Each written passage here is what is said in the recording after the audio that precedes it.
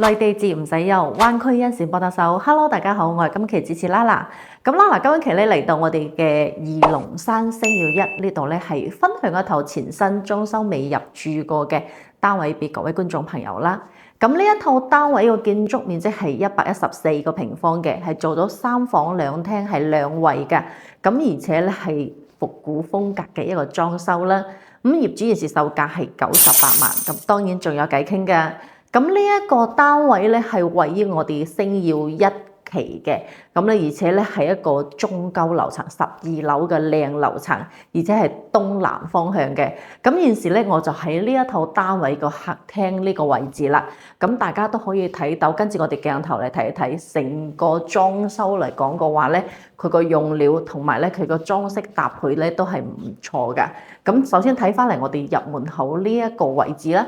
咁因為佢呢套咧係全部都係全新裝修啦，咁加埋係實木門同埋智能門鎖啦。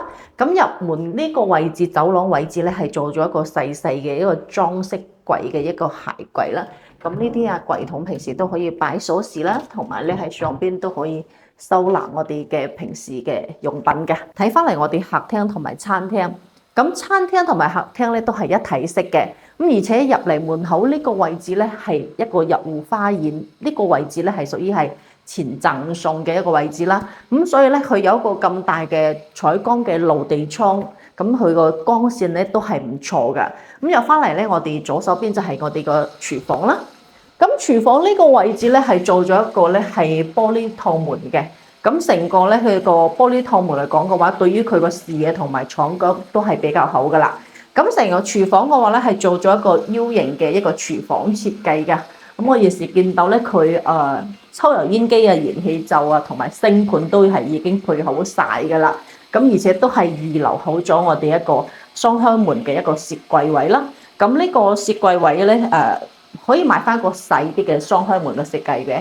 咁同埋咧，佢呢度都係有生活陽台嘅。咁睇翻嚟呢個生活陽台，其實呢個陽台咧係唔細嘅，都係比較闊落㗎。咁咧可以擺洗衣機啊，同埋咧係天然氣嘅一個出入口喺呢個位置。咁咧佢呢個視野望出去咧都係比較開揚㗎。因為今日係落雨，所以咧係比較陰天，咁望出去咧都係煙雨蒙蒙嘅感覺啦。咁再睇翻嚟呢一邊廚房，咁其實咧係廚房嚟講嘅話咧，佢有咁好嘅一個採光嘅明窗，咁廚房嘅光線都係唔錯噶啦。咁再睇翻嚟我哋餐廳同埋客廳，咁餐廳同埋客廳咧佢都係一體式，睇上去都係好闊落嘅，而且咧佢係有呢個3.7米嘅一個開間啦。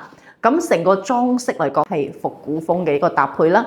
咁你見到咧係做咗一個復古風嘅一個餐邊櫃啦。咁你見到咧真係佢呢個設計嚟講咧係現時都係比較多人中意嘅。咁而且咧佢搭配咗一個長方形嘅一個餐台啦。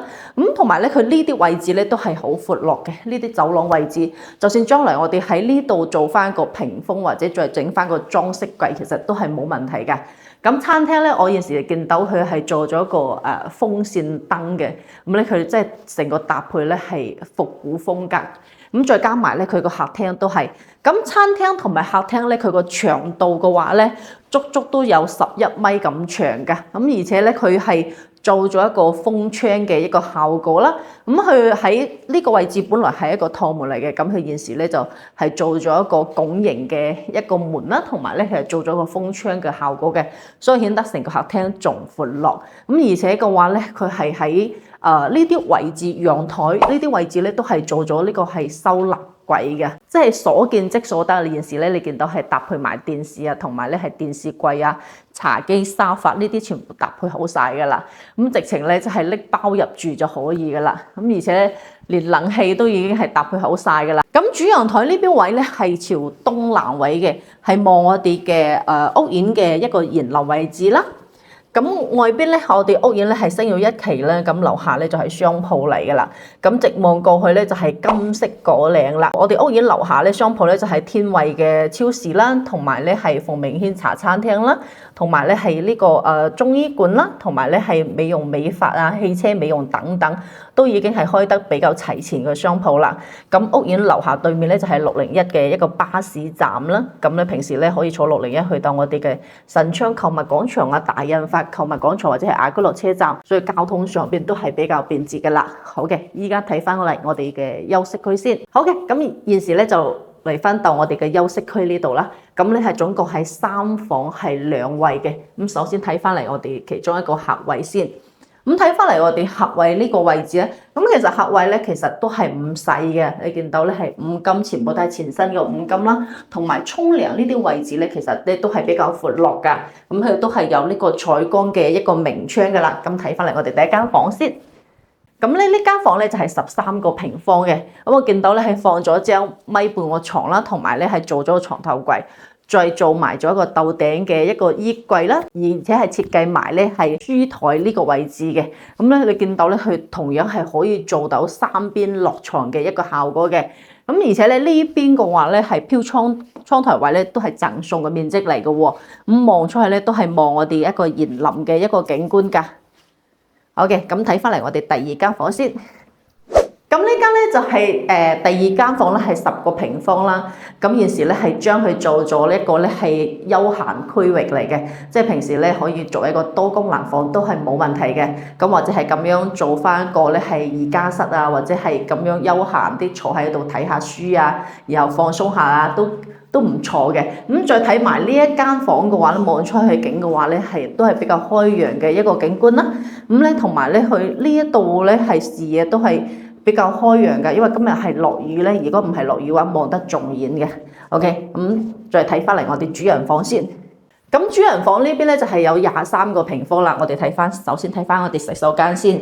咁主人房呢個洗手間其實同客位咧都係一樣㗎，其實都係唔算話細㗎啦。沖涼呢啲位咧，最主要係沖涼呢啲位置咧都係比較闊落嘅。咁咧再加埋咧，佢都係有一個採光嘅一個明窗啦，而且呢個明窗咧都係比較大嘅一個採光嘅明窗嘅，所以佢成個洗手間嘅光線都會比較充足㗎啦。咁再睇翻嚟呢間房先，哇！咁其實成間主人房嚟講嘅話咧，23個平方。佢現時係放咗張1.8米個大床，再放埋個床頭櫃，再做埋一張書台，再做埋一個斗頂嘅大衣櫃，咁做咗3邊落床啦。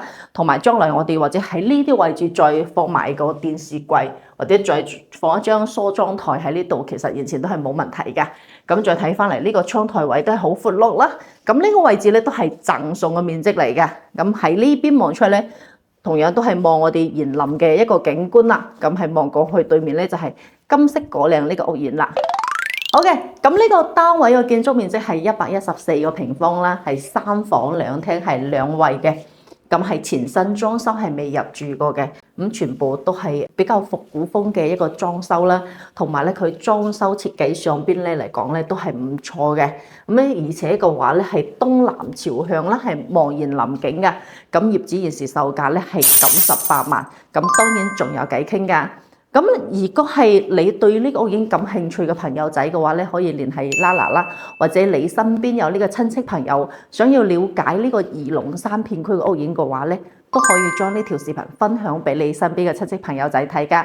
咁 Lala 今期咧就非常之多謝各位觀眾朋友嘅收睇同埋分享啦。咁 Lala 今期分享到呢度啦，我哋下期再見啦，拜拜。